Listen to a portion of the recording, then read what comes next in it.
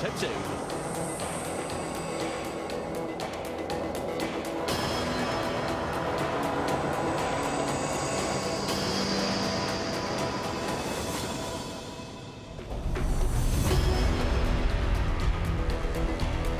Welcome back to the 2017 FIM CEV Repsol. We're live here at the circuit Ricardo Tormo in Valencia. It's round 4. As Bon Jovi once said, we're halfway there. Not quite sure about living on a prayer, however, but nonetheless, it's Moto2 up next. Here are the crowds waiting. Look at that. Where else do you get the atmosphere other than in Valencia? They love their motorcycle racing here. A circuit that is essentially an amphitheatre. Any grandstand you can see pretty much the whole circuit from. It's 4 kilometres long, 9 left-hand turns, 5 right, of course, owing to the anti-clockwise layout that it's running. 19 corners, not a particularly undulating track from what you would see on the television, but nonetheless, if you go and walk it, I'm sure you'll say differently, especially that final corner where it drops away from your turns 13 into turn number 14. So a cracking race we had in the Moto3 Junior World Championship just a few moments ago, but up next, it's Moto2, and boy, are we excited for this one, Dakota. We love a bit of Moto2 here in the commentary box, and this one is set to be an exciting weekend after Ricardo's dominated it last time out. Yeah, I mean, this is the first racetrack Odd choice of headwear, just to interrupt there, sorry, but... Hey, listen, he's just keeping his head cool. Absolutely, mind you, that's not the most odd choice of headwear. I saw Romano Benatti in the Saxon ring. He had a cap with a spinny propeller on the top of it. Yeah. Oh, he looked like he was just on a day out somewhere. No, like I was saying, this was the first ever racetrack I tested on a Moto2 bike, and it's a great track on a 600. It's fun. There, like you said, you know, there's all types of corners here. There's uphill, downhills, like the last section, flat areas, and like you said, it's a great racetrack for the fans to come and see, because you could be on the top of the roof of the front straight and see about 95% of the racetrack, and you don't get that in many other racetracks in the world. So it's great. It's starting to get warm now. You know, nearly 12 o'clock, and but race 1's always going to be cooler for these boys than race 2, because their second race is at 3, and boy, that's going to be a hot one. And quite conversely to what we saw actually earlier on, yesterday I should say rather, in qualifying, because most riders who were setting qualifying lap times were quicker in the morning, where the temperatures were cooler, therefore the tyres were working better. However, in the afternoon, the times were getting quicker in Moto2, as we noted just before the broadcast started. We were getting together and comparing notes, and we just had a look at it, and as you noted there, Dakota, times were quicker in the afternoon than the morning, which is very strange. Yes, I don't think you notice the difference so much on the bigger bikes. You know, even in World Championship, it's the same thing happens, you know, in qualifying. And like Barcelona, everyone thought, oh, in qualifying, you know, at 1 o'clock in the middle of the day, everyone won't be able to go quicker. For some reason, they do end up going quicker. So it is a mixture of just adrenaline and, you know, qualifying. And but yeah, this man right here, Eric Granado, boy, he's quick around here. He really is. He was very quick here last year in Valencia, and now he's just gone and done that one better. He's on pole position for this weekend in the FIM CEV Repsol in the Moto2 class. The Brazilian rider has had a bit of an interesting start to the season, I think is probably the best way we can put it. Perhaps not lit up the world as much as we thought he would do. Finished on the podium in the first race last time out in Barcelona, which was, I think, his first podium of the year, if memory serves me correctly. I'll have to just have a look at the championship standings in a moment. But nonetheless, we expected him to be perhaps fighting a bit amongst the sharp end. He ended up having a bit of a difficult time out in Albacete, and of course this was only the second round. This is only the third round for the Moto2 and the European Talent Cup classes, whereas in Moto3, of course, we had the second round in Le Mans, so therefore they're on their 4th round of the championship. So they're a round behind, effectively, in the Moto2 and European Talent Cup Championships. But nonetheless, it's been a bit of an interesting start to the season, as we said, for Granado, and this is really his chance to try and turn things around. Yeah, and especially a racetrack that he feels comfortable in. You know, like you said already last year, he was fast. He had his podium here, or his first podium, like I think you said.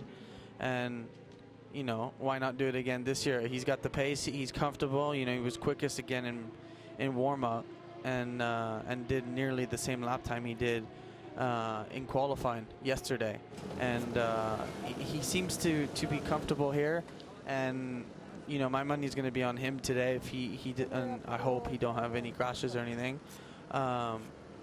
But I must say also the ones to watch will be Odendaal and Carduce, because you know they might have not. Well, Carduce, you know, qualified third position outside of the front row for the Spaniard. Yeah, and Steven's 5th.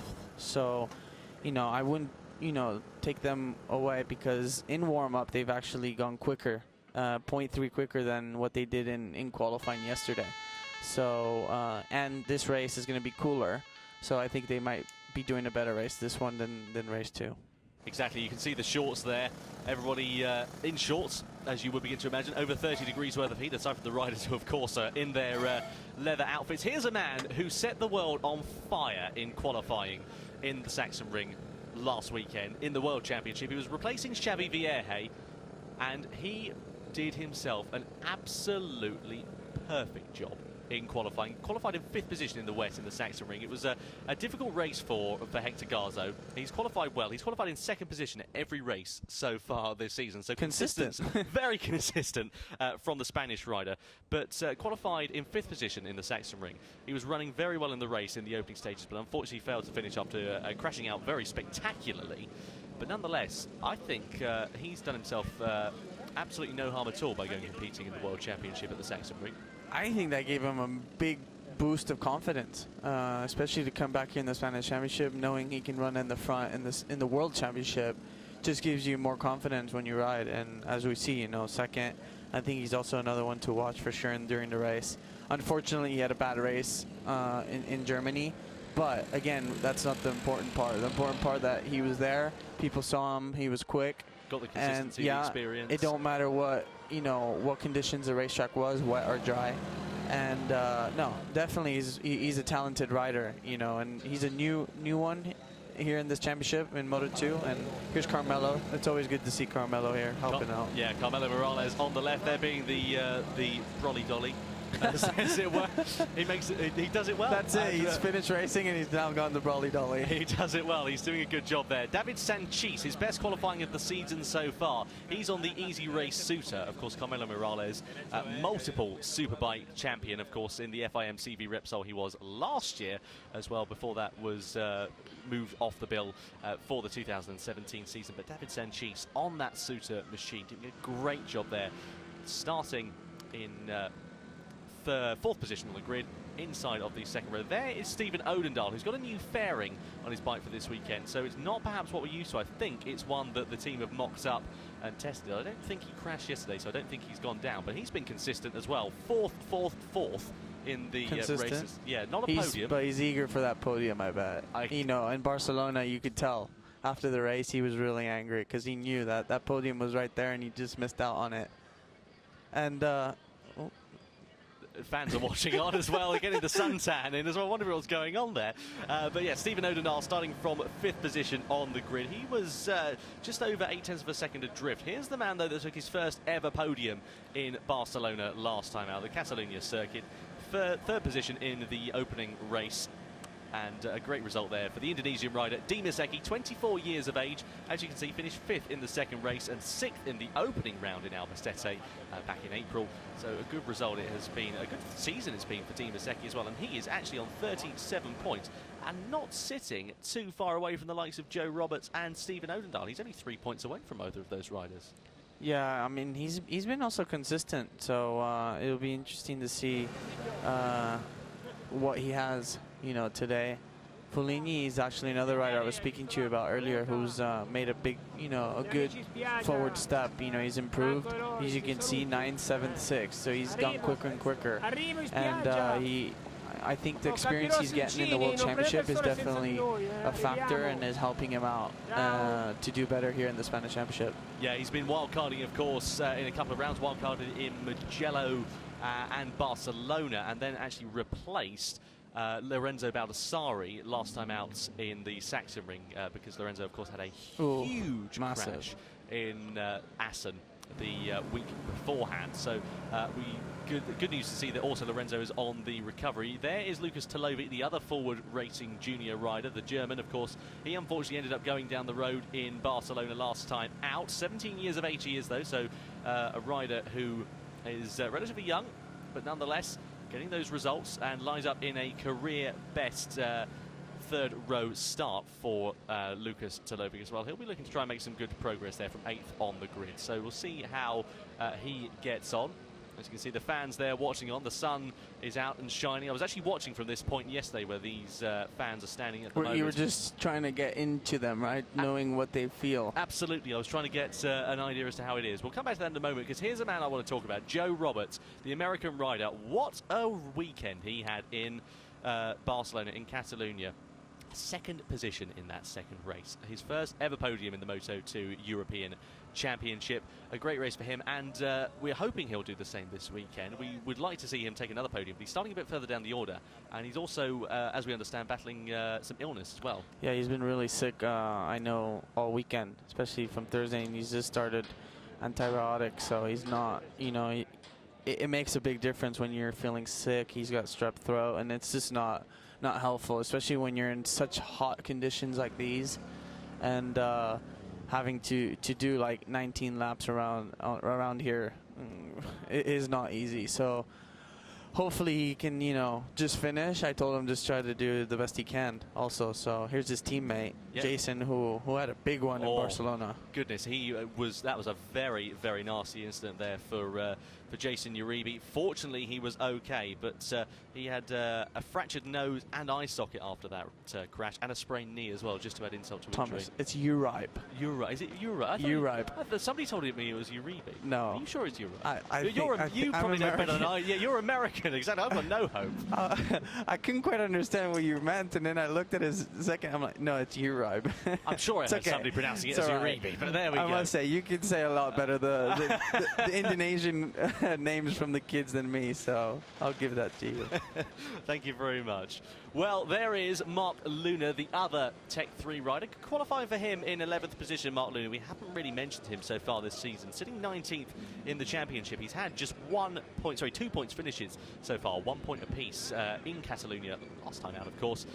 2 1-point finishes in 15th position. So it'll be interesting to see how he can do from 11th on the grid. We should mention there are a few riders that aren't here this weekend. Thomas Sigvardsson on the Transformers machine, he's not here this weekend. Likewise, Federico Minozzi, I should say, on the Biretti Calyx machine.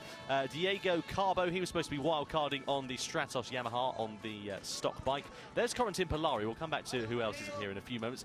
He absolutely set the world by storm. Qualified on the front row of the grid in Barcelona. Got himself up in and amongst the mix with a load of other riders, and ended up finishing in some very respectable positions, did Corentin Polari. Now sits 12th in the championship after just 1 round, 7 and 8 points apiece for the Transformers machine. Down in 12th position in this race, so not quite as good a qualifying from him. So Hector Garzo there on the middle of the front row has had a bit of a problem starting his motorcycle. But nonetheless, Corentin Polari, keep an eye out for him, as of course he's a Endurance World Championship rider, so he's got a good amount of experience, perhaps not so much here at the Valencia circuit. Here we go then for the starting grid in the Moto2 European Championship. It's Bernardo Garzo and Cardus on the front row, David Sanchis, Steven Odedal and Dima Secchi on row 2, and then the third row of the grid is the 2 forward racing junior bikes of Federico Fellini and Lucas Tolovic, with the AGR Calyx machine of Joe Roberts, fresh off that podium in Barcelona. He lines up at the head of the bottom of row 3. Then it's Jason Uribe, Mark Luna, Corentin Polari. Row 5 is Hiroki Ono, Xavier Cardalus and Marcel Brenner. Row 6 is Oscar Gutierrez, then Joko Bakuka, Fausto Granton, who's making his debut this weekend. And then towards the back end of the grid, it's Pontus Derlin, and then the 2 stock 600 bikes of Paul Defour and Philly Legallo, rounding out the 21 riders strong.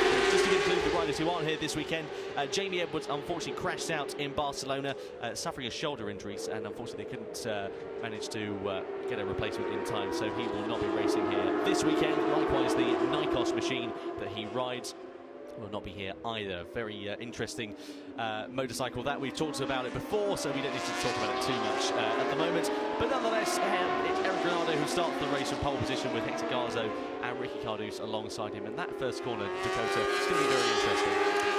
Yeah, first corner, I mean, they're lucky they got that extra, tarmac on the outside, for some more room.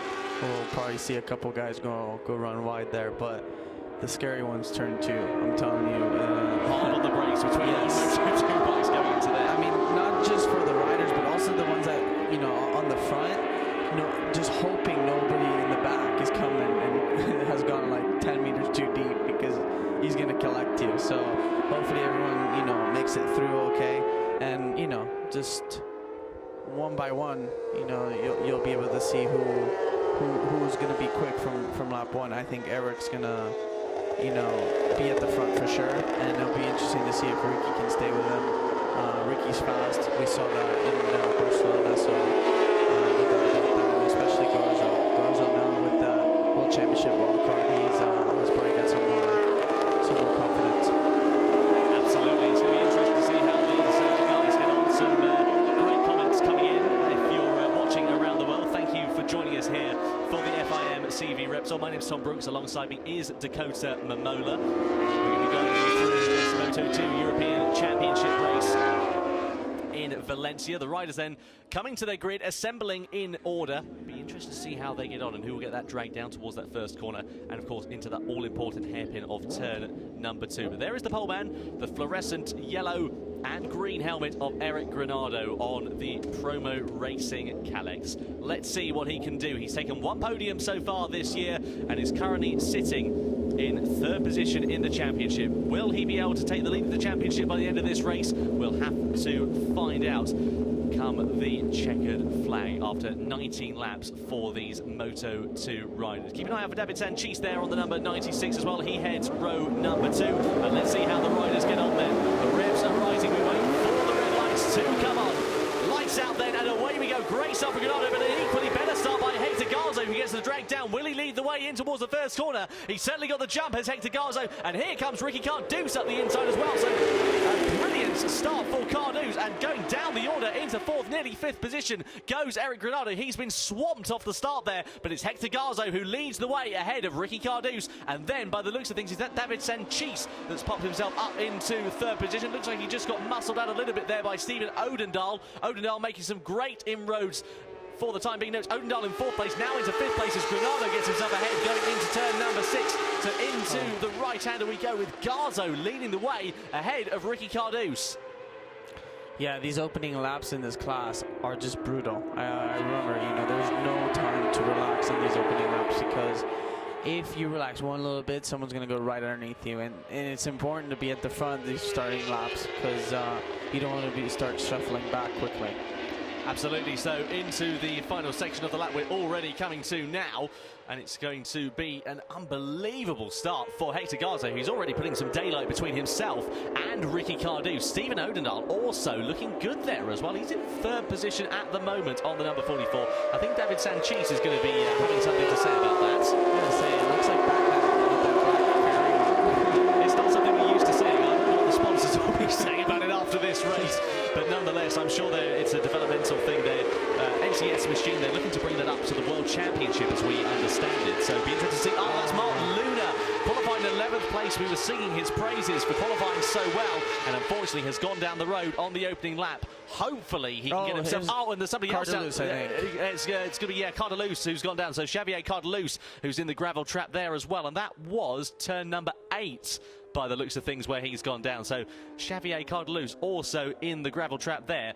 But we'll have to wait and see. He's okay. Fortunately, he's sitting up, which is the main thing. Being attended to by the marshals. Hopefully, he'll be able to make some amends for race number 2. But he doesn't want to be sitting in that gravel trap for too long, because this man's going to be coming in there very, very shortly indeed. There he is, the leader at the moment, Hector Garzo, after starting that brilliant Moto2 race from 5th position. And Odendahl getting all out of shape there, making all sorts of shapes with that motorcycle.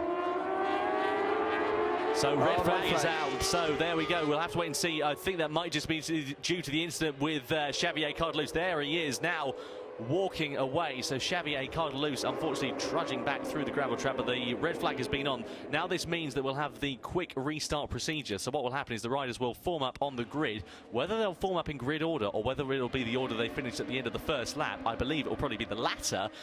What they'll do is they'll line up on the grid. They'll have one member of the team to come out to attend them at their motorcycle. And then I'd be angry if I was Garzo. After that, you know, rocking start, and you know, then now have to regroup.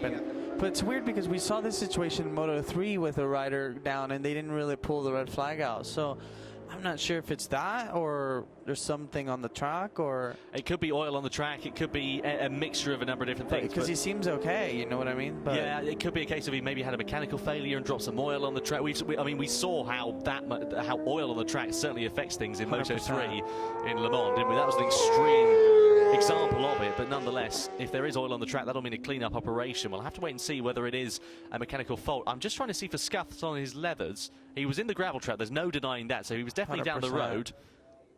But is it due to contact with another rider? I don't know whether the cameras were able to catch the incident. We won't have any onboard cameras for this either, so we'll have to wait and see. And now it kind of takes not the wind out of the sails, but it loses the momentum it gained, didn't it? 100%, you know, especially for Garzo and Cardus, who were comfortably in first and second and had a small little gap from Steven. But, well, if I was Eric, you know, I got another shot now at it. So it'll be interesting to see who can get a good start again. Well, we'll have to wait for notice, of course, from race direction as to when pit lane opens and then the riders, of course, will go out for their sighting lap. Then once they've had their sighting lap, we'll have the warm-up lap, and then we'll be able to get this race underway. We should probably expect, actually, due to the fact that this race has been red flag, that they'll have a shortened race distance now. Yeah, they might shorten it 2 laps, you know, because they already did 1 lap in the race, and they might shorten it 1 more lap due to time too. So, but I truly don't think there's stuff on the racetrack, Tom. I think it was just safety reasons, because Cardalus was you know, laying on in the gravel. So. But again, he got up, so I'm not sure why they would pull the red flag out. But again, yeah, we don't know this yet, so. No, it's a decision made by race direction. It's obviously out of our hands. We're just here to guide you guys through the racing. I've just had a quick look out the commentary box window, which actually has got one of the best views of the circuit that I think I've probably ever seen. We could pretty much see what was going on from here. But yeah, nonetheless, there's no sign of any cleanup operation taking place, so it might not be due to oil on the track. Oh, actually, I tell a lie. It might just be out of the view of, in fact, yes, it is. It's out of the view of where we are. So there's the bike that's going to be recovered back off of the lorry. So, which is outside the track, you know, that's not part of the racetrack. That's just so people know, you know, the Ricardo Tormo has other parts of racetracks for the cars, and that's the outside of the of turn 12. So I'm not sure if there's, you know, they have to show a replay so we can have a better understanding of what happened. There's the promo racing box. You can see the Moto3 bikes of Charlie Cooper and Heng Su in there. You see Eric Granado as well. Race direction, here we go, quick restart procedure. So yeah, we'll have the guys going to the grid, and then they'll have one member of the team on the grid to attend to them, just make sure everything's okay, no problems with the bike for too much. Pit lane will be open at 12:11, sorry, rather, I should say. So that is in 4 minutes time from now, just under. They'll be open for 60 seconds, so a very tight window for these riders to get out on the grid. Yeah, because it takes you 30 seconds to go from one side to the other on pit lane, so. It's a big disadvantage for those who are up the top end of the pit lane, as opposed to the bottom end. First, so, no, it's actually okay that they've red flagged at the first lap, because imagine if you were Foggia in Moto3 exactly, and you're leading by 4 seconds, and then they pull out the red flag, like, you know, 8 laps to go, because I think after halfway race distance, they stop the race. After 2/3, they can stop the race. 2/3, so, yeah, yeah, they can call a result. Yeah. So race direction. Then we see quick restart procedure. It did say on that original ticket tape there, original grid positions to be taken. I just want to make sure that that is the case, because the ticket tape has now come up again, and we'll have to wait and see. We know as much as you guys do watching at home. We thank you for tuning in. There is confirmation, 12 laps of the race. So wow, they've really shortened up. Really short. It's a sprint race now, effectively, isn't it? It's going to be all guns blazing. And what that does mean is that tyre longevity. Original grid positions, too. Yeah, so Granado will start from pole, Garzo in second, Cardus in third. So it's going to have to try and be another dream start for Hector Garzo from that middle of that front row. It does give another bite of the cherry for Eric Granado as well. But as you said, original grid positions 12 laps. So they've really shortened that race down quite significantly. And as I mentioned just a moment ago as well, it does bring the tyre longevity question into play, because we were worried about how long these guys were going to have on their tyres. All are running the same compounds, the number 2 front, which is the harder compound of front, and the number 1 rear, which is the softer compound, effectively. So yeah, they're not going to change it, you know. They're just going to keep it. Now that's, you know, only 12 laps to race. It'll be a quick and there shouldn't be much tire wear or any problems with the tires. So interesting to know how much hotter it's gotten here in Valencia as well, because just looking at the Moto3 temperature for the race, it was 36 degrees track temperature. That's now shot up for Moto2 to 42.4. So hotter track conditions. That's going to be very, very interesting, because of course after this race, after the Moto2, we've got the European Talent Cup race coming along the way very, very shortly. Just under 2 minutes, by the way, or just over a minute, I should say. Probably a better way to put it, to get pit lane open. We'll wait for the riders. I'm sure we'll see a few of them queuing up at the end of pit lane before that green light comes on. And of course, if they do end up missing the light, then that'll be it for them. They have to start from pit lane. Exactly, that will be a big problem for them. So hopefully all riders have been given the memo, and the teams will be ready, and then they'll be able to get themselves out on track. But as we said, the track conditions getting hotter. It's getting hotter here as well. 31.5 degrees is the ambient air temperature at the moment, which is pretty scorching. 34 degrees expected by about 1 p.m., which is in 50 minutes time or so local time. So we're going to be interested to see how that happens. And no wind. Exactly. No wind at all. It was nice yesterday on the track walk, actually, because I was walking down the back straight and thinking it's nice. It's a nice breeze. A nice breeze. It was cooling, actually, is what it was, after walking around in jeans and absolutely melting. And the good thing was that I didn't burn my legs, if nothing else. Or your feet. I don't know. That's another thing. You can really tell how hot the ground is when you're standing on the on the racetrack. You can actually feel the heat go through your shoes and onto your feet. So 42 degrees on is hot.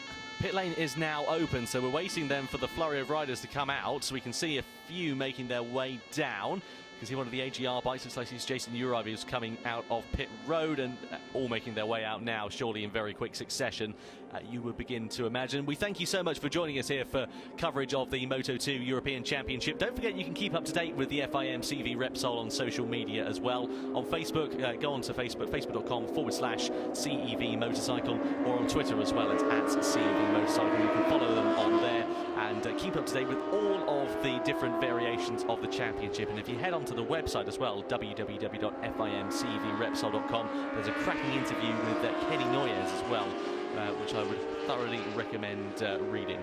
Yeah, he's done that, trust and fund thing for him. So hopefully, they can raise that money to help him out. Such a great kid, he... Absolutely, yeah. Kenny Noyes, just for those who aren't aware, suffered a crash in superbikes in 2015 at Aragon. Very nasty crash, and has been recovering from the incident ever since. The doctor said that he would never be able to walk and not be able to do a lot of other things. He's defying the odds, but of course he needs to continue with that rehabilitation program. And of course, unfortunately, it does cost money to be able to do 100%. Do things like that. It's a cruel world, but that's what Kenny Noyes is doing. So I'd thoroughly recommend having a read of it, finding out a bit more about Kenny's story, because of course we do wish him all the best, and we hope that he's able to make a speedy recovery as possible. So the riders then on their sighting lap heading to the grid. That quick restart procedure will be in place. Just to remind you once again, one member of the team at the grid, and then they'll just make sure everything's okay. The flags will be waved, then we'll get the warm-up lap underway, get that crucial heat into the tyres and the brakes, and then of course racing will begin to go. And just how much, Dakota, does it unsettle these riders when you have a situation like this? You have a red flag, it's nobody else's fault, everybody knows that everybody else is okay, which is the main and important thing, but how much does it unsettle you, unnerve you, and unfocus you? It doesn't unfocus you. Well, it depends where you were in the race. If you were in the back and that happens, I must say you're happy, because then it gives you another chance to to restart and have a better start and a better start of the race. But for the guys that were at the front, that were already in their zone, went through all those nerves, and having to go through that process again is pretty fatiguing. And not easy. So there's pros and cons about it, but again, it's the same for everybody. Safety is always going to be first for everything.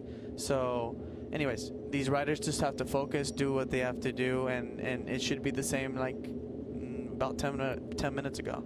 Exactly. So Hexagarzo, and it's a fast restart, so there's not much time to hang around. No, precisely. It's a quick procedure. We'll run you through that grid again. Don't forget Eric Granado on pole, Hector Garzo in second, and Ricardo alongside him. David Sanchis, Stephen Odendahl, and Dimas Eki on the second row. Federico Fellini, Lucas Talovic, Joe Roberts on row 3. Row 4, Jason Uribe, sorry, I apologise. Mark Luna. If he'll take the restart, I don't think he will. Cardalus and Brenner, Gutierrez, Mukivka and Granton. And then comes Derlin, Dufour and Legallo to complete the grid. The two stock 600 bikes, of course, at the back end of the grid. But the important thing, the first two rows, Granado, Garzo and Cardu, Sanchis, Odendahl and Eki, all starting from their original grid positions, which is going to be very, very interesting indeed. So place your bets. What will happen into the first corner? Last time out, it was Garzo who got the better start. He was romping away with that race up until that red flag occurred. Just 12 laps now for these riders as well. So a shorter race distance. It takes the stress out of the tyres. It takes the stress out of these riders as well, because they don't have to conserve the tyre life as much as they would do. There, though, is the number 17. That's Mark Luna, so he has made it out. So that must be an almightily quick repair by the Wimu Tectoire team. Interesting to see how they've managed to get that sorted. So it couldn't have been too big of an incident there for Mark Luna, but nonetheless, I'll have to wait and see what happens. He will take the restart then, so he will take 11th position on the grid, and that will be all of his Christmases come at once. Not many riders can say that they've crashed out of the race and then they're able to start from their original grid positions. An original reference I have for that is back in Formula 1 in 1995, actually, when David Coulthard spun off on the formation lap of the race, and then they red flagged the race in the first lap, and he was able to start from pole position again for the second race, which was quite incredible. It doesn't happen very often, something like that. That's a bit of an extreme example, but nonetheless, Granado, pole position for him. And of course, the riders now getting their heat into the tyres. So will we see the Tectoire machine of Hector Garzo getting that drag down towards the first corner? Will we see Cardouche from the outside of the front row, or will we see the fast starting David Sanchis or Stephen Odendahl perhaps being a bit of a cat amongst the pigeons? We'll have to wait and find out in 12 laps time as riders get themselves on the grid and ready to get this 12-lap race underway. So there is Eric Granado, the pole man, the Brazilian rider, first podium of the season in Barcelona just 3 weeks ago. He'll be looking to try and go one better than that and take his first ever win in the Moto2 European Championship. There is his promo racing Calex machine. He does that before every start of the race. Just religious man, always good to see. Absolutely.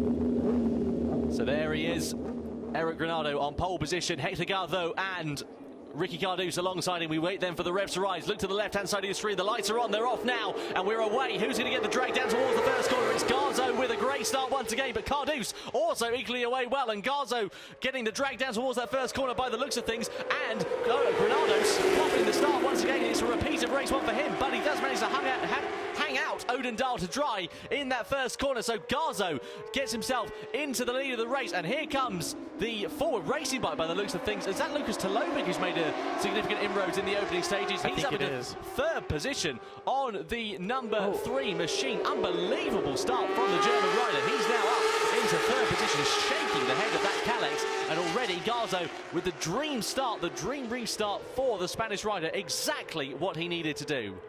Seems like the replay of race 1, to be honest. Yeah, does somebody just stick a video on before this and not tell us about it? Because Garzo with a great start, Cardus in second place, Lucas Talovic on that forward racing Calex in third position in this 12-lap sprint race now. And who's into fourth place? Well, it looks like it's still Granado at the moment. So Eric Granado holding on that Calex at the moment, but he's made a bit of a fluffer of his start once again. This was his one chance really to rectify that situation, and it's just not gone that way at all for him.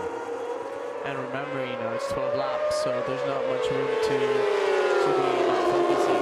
It's going to be quick. So Ricky seems to be good in these conditions because he knows that 12 laps is fast, and it looks like he can, you know, stay with Garzo, and it'll be interesting to see Eric, you know, if he can, you know, pass Tulovic and catch the two front guys. Over the timing line we go then to complete the first lap out of 12. It's Garzo from Cardus from Talovic who leads the way. Talovic getting all sorts of shapes on that Calex's machine into the first corner, but likewise Granado very close behind, doing a very similar sort of thing. Odendal holding on to 6th place as well, so it's been a bit of a tough start for Odendal there. He's on the black fairing machine. You can spot him easily though because of the white leathers with the red accents, but he got hung out to dry by Granado in the first corner. Not the first time that's happened, if you remember back in Barcelona. Those two had contact in the first corner.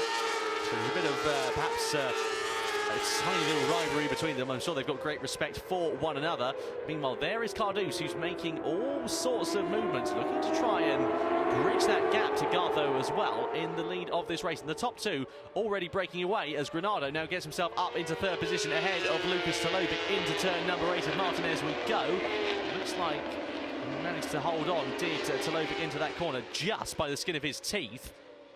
Nonetheless, a great start it has been for Hector Gartho. And I have to say, one of the things I did notice actually going into that turn 8 corner is there's a huge bump on the corner entry into there. A big bump under braking that those riders will be suffering from. Yeah, and I just read now, a lot of them were complaining of the bumping in Barcelona, and Barcelona just agreed on re-asphalting it. Oh no, that's Jason Uribe who's gone down. Uribe, sorry, thank you very much for correcting me. He's gone down the road there, unfortunately. That looks like it was exactly the same place as Luna we saw just 15 or so minutes ago, which brought out the red flag, of course. So a big shame there for Uribe. He'll be disappointed with that. The first DNF of the second running of this race. Meanwhile, there is Talovic coming under some pressure now from Dimas Eki as Granado's got himself up into that final spot on the rostrum. He'll be looking to try and hunt down. Yeah, he's coming. You can tell. And by his lap times too, he's basically doing the same lap times as Garza and Cardus. So they're only half a second away from the lap times they were setting in qualifying this morning. Yeah, so with a 36.4 from Garza, which is fast. 0.3 of a second away in that case. And there we can see confirmation of that. And who's that that's gone down the road? Is that Joko Makiuvka? It is, unfortunately. The Czech rider has failed to finish a race. A disappointment there for him. Started the race in the middle of the 6th row of the grid, down in 17th place, and it's all gone wrong for the Czech rider. Big disappointment there for Jurka. Hopefully he's okay. Looks like he's walking away with relative ease, and we'll be able to see him out in race number 2. Been a difficult start to the season for Jurka, sitting in 20th in the championship with just 1 point on the board so far, and perhaps not going the way he would want to try and get some more points, crucially, on the board. So there we see Hector Gartho leading the way, 3 laps out of 12 completed here in Valencia, through the quick right-hander into turn number 13 we go. That sweeping, never-ending left-hander before the final corner of turn 14. Hard on the brakes for this one. We've lost Roberts too. We have, yeah. Joe Roberts has gone down the road, so that's a double DNF for the AGR team.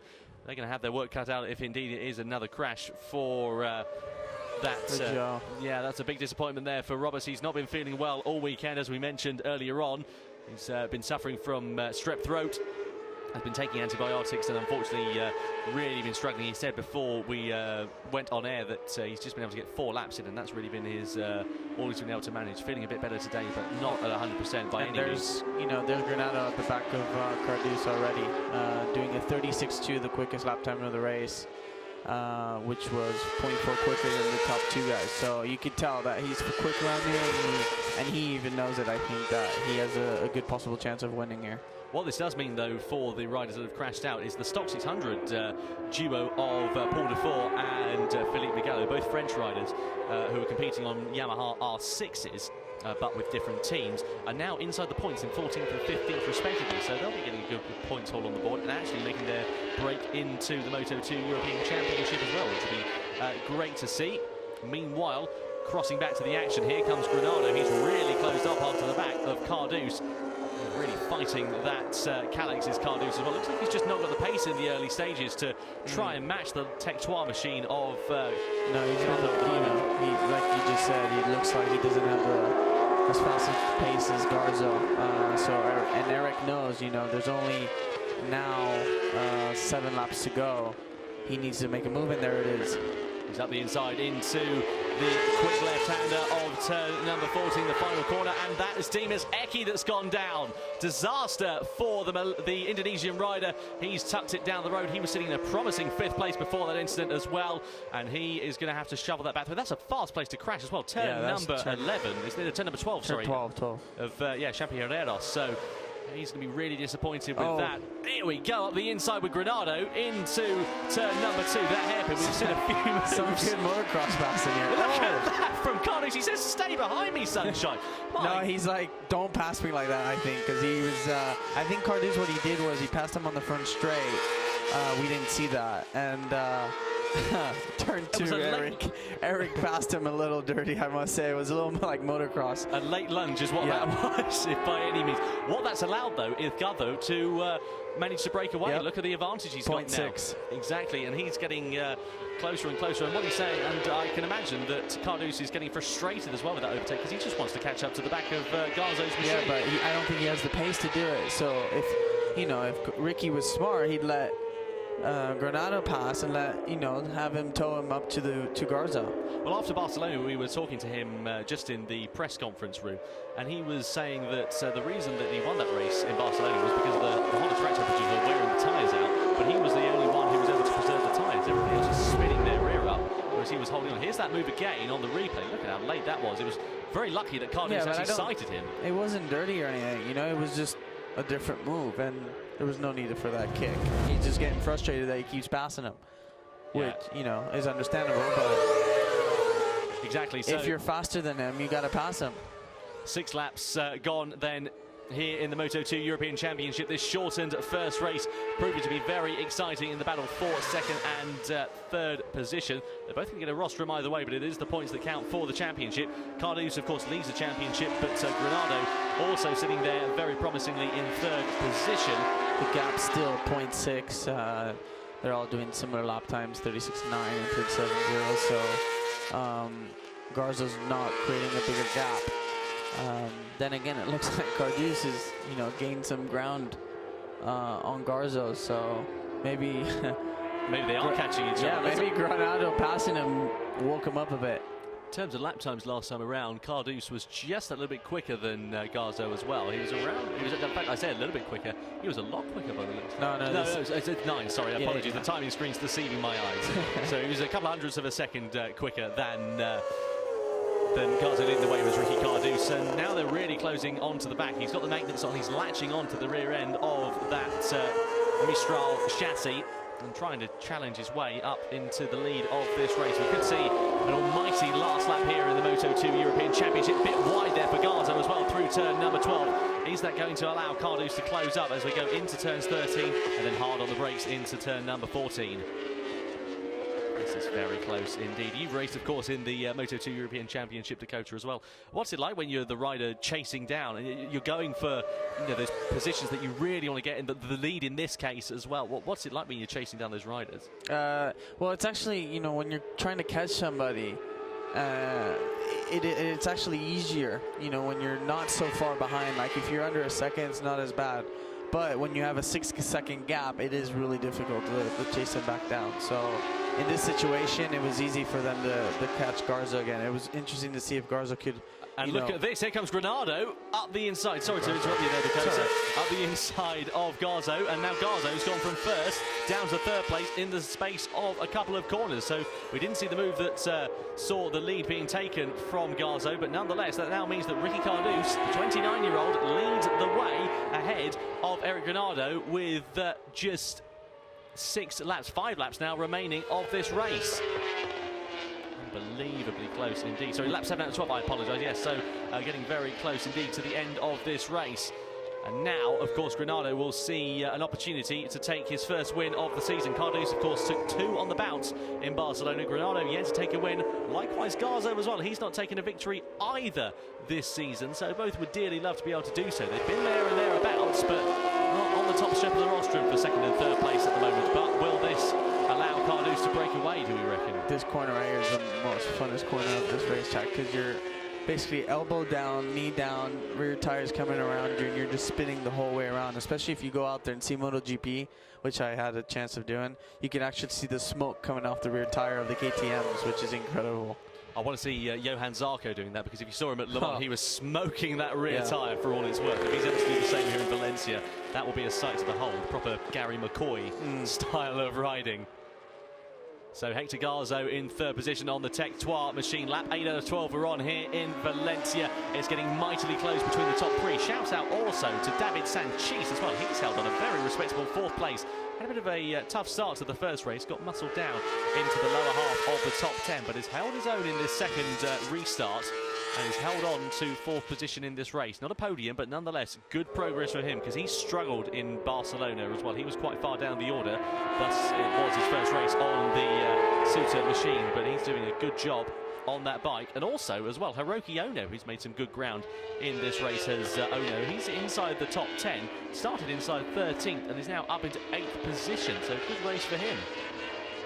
You know, I just want to mention something that where, for example, Odendal, you know, such a strong, fast, incredible rider, you know, Moto2 champion last year here.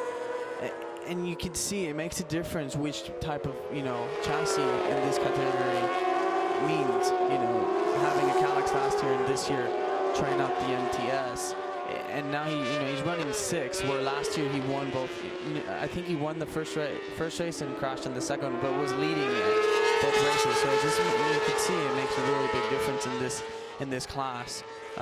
You know, all Honda engines and I think that's one of the stock guys. It is, yeah. Philippe Legallo, the rider, a 59-year-old rider. I say that with as a matter of fact, 59 years old. He's racing in stock 600, which is just incredible. Yeah, you said that it was a normal thing. I know, exactly. Like a 59-year-old, you know, like he's 19, but it's incredible. There we go. He could beat somebody's grandpa in this championship, which is probably the I think he's just here to have a good time and just get away from home. Yeah, exactly. He's probably just told the wife he's gone out for a Sunday ride, hasn't he? So, it's Ricardo that leads the way. 4 laps remaining here in Valencia. The pressure being piled on to the Spaniard by the Brazilian rider, Eric Granado, who's really closing up. Look at the way he's riding that bike, sliding the rear end into the left-hander, onto the back straight. Really think about a move into turn 7 and turn 8.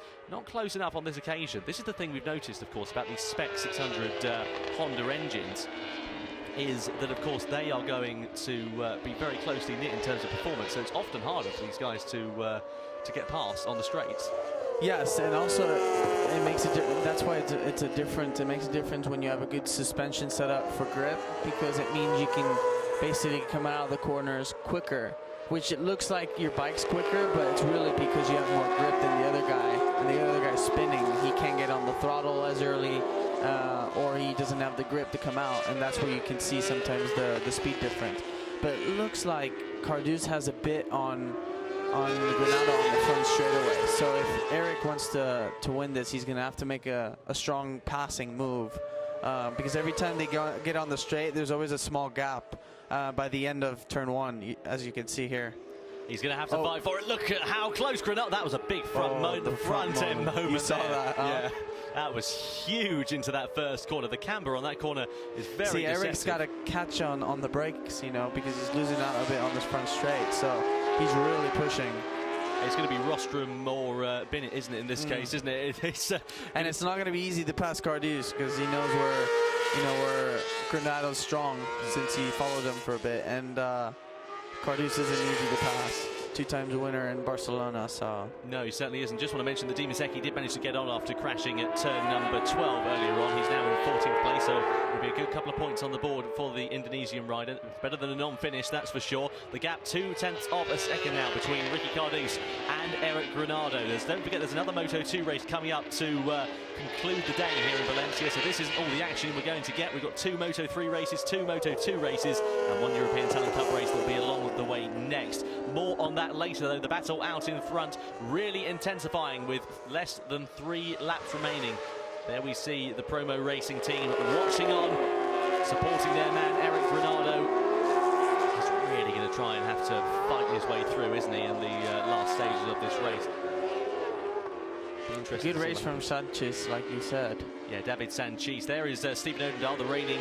No, that's David Sanchez. Apologies, yeah, indeed you are right. Yeah, David Sanchez there in 4th position. So I think good run is the number 96 on that Suter machine, the only Suter in the field, actually, and he's doing a good job on that easy race bike. Really closing up though on the break into turn one. Once again was Granado. He's just biding his time nicely. Is he going to think about a late lunge up the inside of Cardouse once again, like we saw a few laps ago? We'll have to wait and see what happens. He's good at passing, we know that. So if he wants to make a move, it's got to be soon, because with 2 laps to go.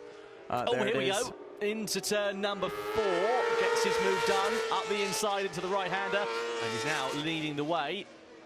Will he be able to hold on there, though? So 2 laps remaining here in the European Moto2 Championship. It's going to be very exciting indeed. The battle intensifies. It's going to go down to the last lap between Eric Granado and Ricky Cardouse. Looks like it's going to be a surefire 3rd position for Hector Garzo. He's just lost out in the latter half of this race. And unless anything happens between these top 2 riders, we could see an almighty end to the European Moto2 Championship Race 1 here in Valencia. Biding his time, though, nicely is Ricky Cardouse. This is the thing, of course, he's got experience at the World Championship level. He's perhaps one of the most experienced riders in the field. But let's not forget, Eric Granado also has experience at World Championship level. Came to Moto2's World Championship at just 16 years of age. And I think he ran Moto3 for a bit. He did as well, yeah, in 2012, 2013, something along the lines of that, on the Aspar Calyx KTM, I believe, at the time. So let's see if Ricky here can get a good drive and see how close he can get to him by the end of the front straight. Here we go then, last lap time in the European Moto2 Championship. The team watching on, the nerves are palpable. Here comes Ricky Cardouse trying around the outside. Granado goes defensive into the first corner. Will Granado be able to get it stopped though into the first corner? There's miles and miles of runoff, and he's got a good exit out of there, importantly as well. Here's Cardouse though. Will he think about a lunge up the inside like Granado did to him just a few laps ago? There's Garzo. He's got a good 3rd position in the bag at the moment, unless anything happens, as we said. Oh, it looks like Ricky went a bit deep in turn 2 because he's lost the gap. He has, yeah, that gap's really increased. We'll have to wait and see whether we can get a replay of that, but it looks like he's lost out, and that looks like it is the race going to be over, and it will be the first victory of the season for Eric Granado. And if Cardouse isn't careful, he's going to have to watch out for Garzo very close behind as well. So the race then looks like it has been decided on the last lap. It's going to be Eric Granado, barring any mistakes, anything going wrong in the latter half of this race. Just wait for me to put the commentator's curse on it now. Yeah, I was just thinking that.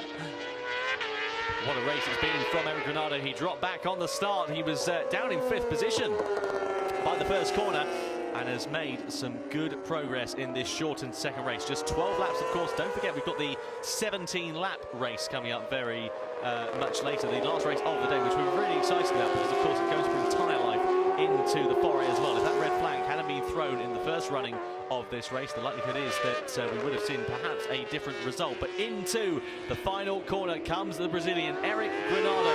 What a race it has been from the number 51. Brazil's Eric Granado comes over the timing line to take the checkered flag in the European Moto2 Championship. The first win of the 2017 season for the Brazilian rider. Ricky Cardouse holds on to 2nd place. A brilliant race for the Spaniard, and then Hector Garzo completes the podium in 3rd position. David Sanchez, a well-deserved 3rd place. Lucas Tolovic, who was up in amongst the top group in the early stages of the race, was 5th. Eric's time on the last lap would have put him 2nd on the grid.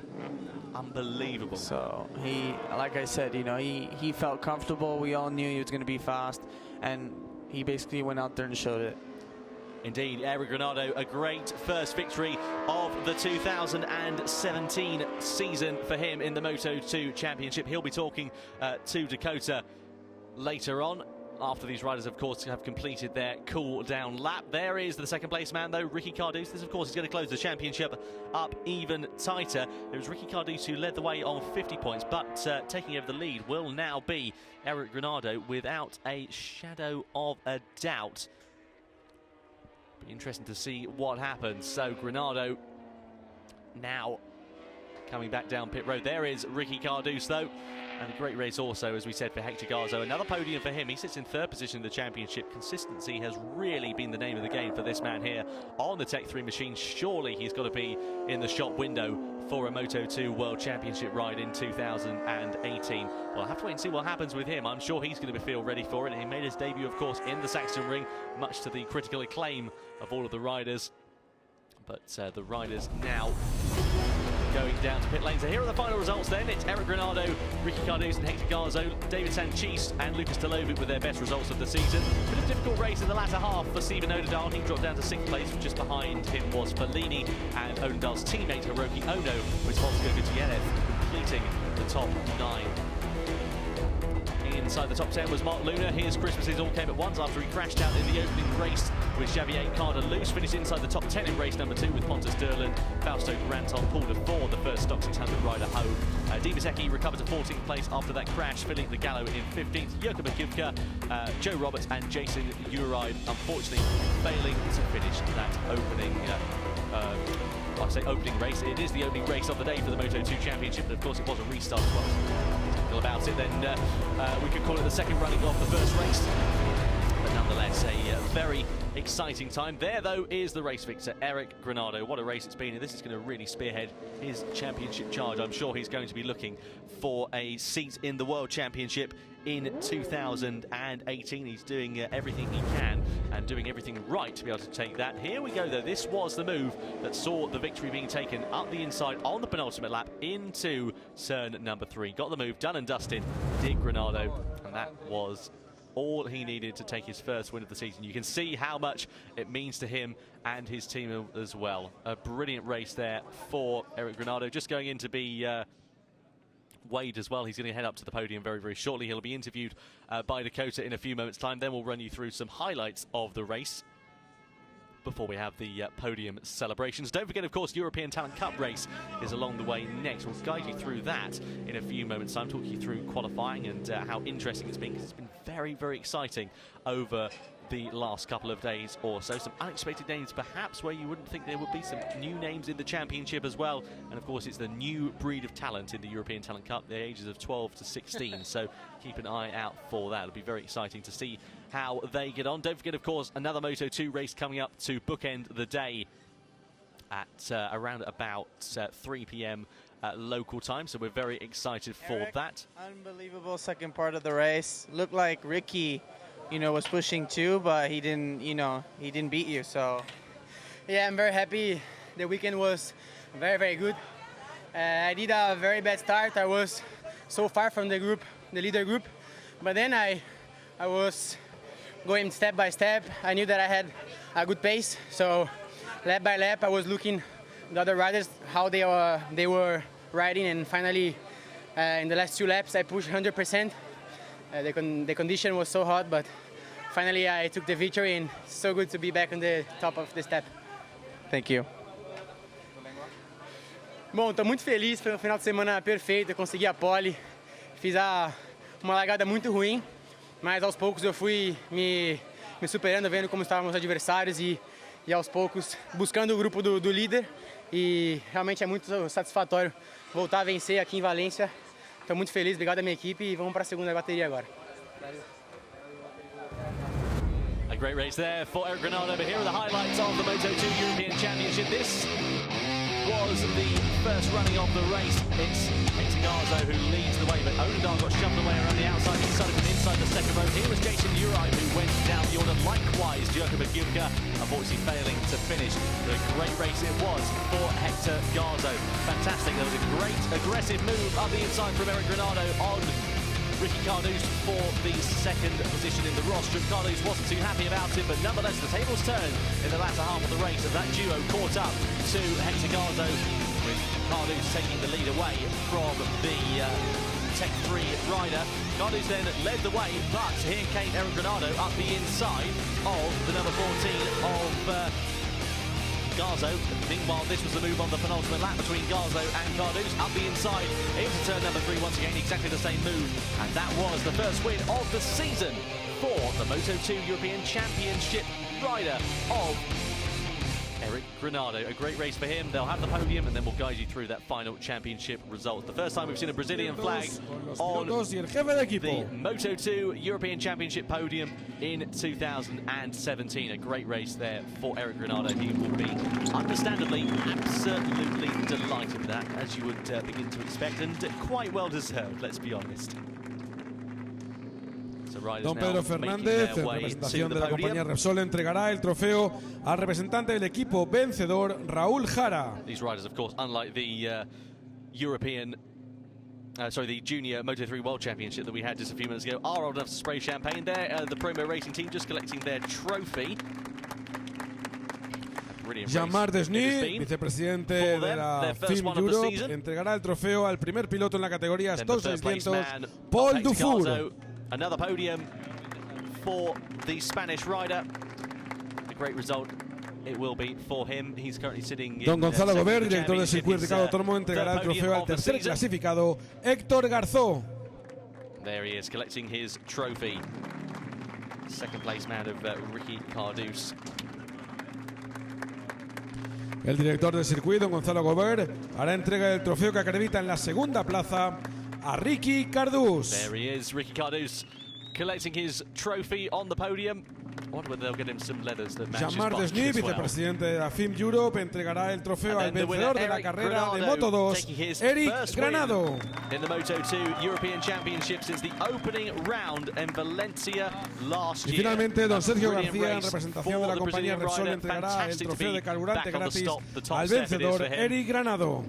And good to see that flag out there too. Absolutely. When was the last time we saw a Brazilian flag in the European Championship? Well, of course it was. Escuchamos en honor del vencedor el himno de Brasil. World Championship, but probably Barros. Yeah, that's what I was thinking.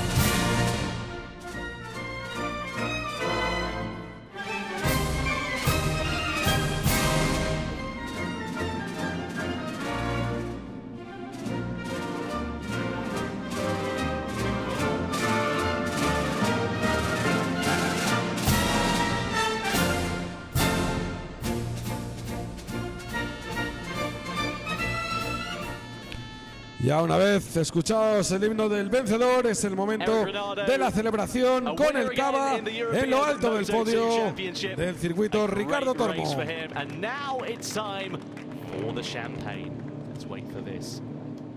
I'm lucky enough to have one of those trophies. It's one of my favorite trophies. With the, you see the bird?